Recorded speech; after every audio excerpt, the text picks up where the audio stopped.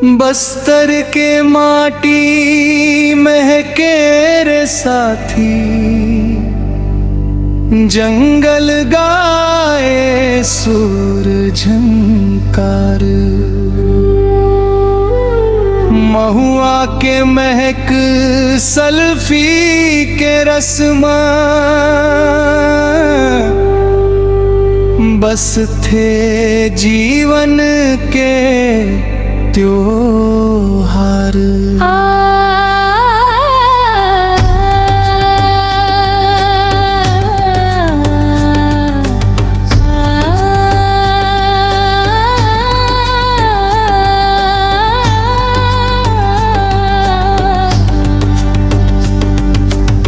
नाचा गम्मत रंग बिखेरे, संगवारी संग हंसी।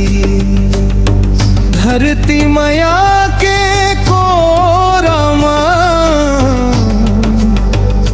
बसते सपनों के बसी।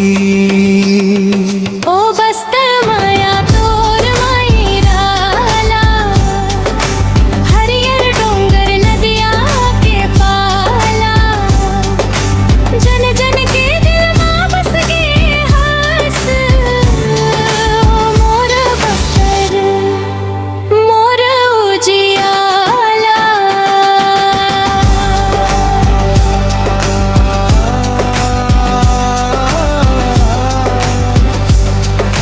खोटुल के रीत पुरखा के सीख, जीवन के राग दिखाते।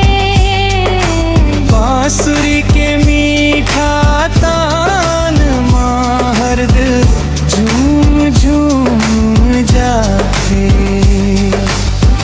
इंद्रावती के बहत धार मां सपना बहत कहानी।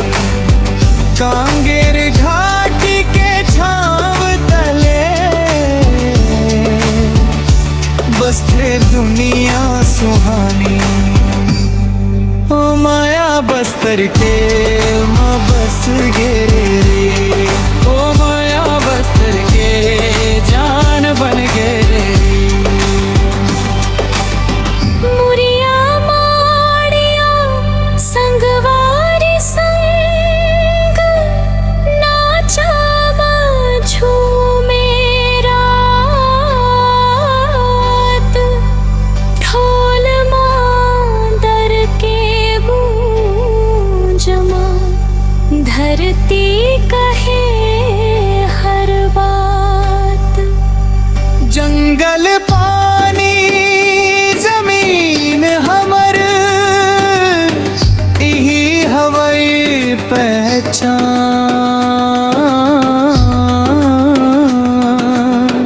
बस्तर के माटी खातिर, दे दे वो अपन जान।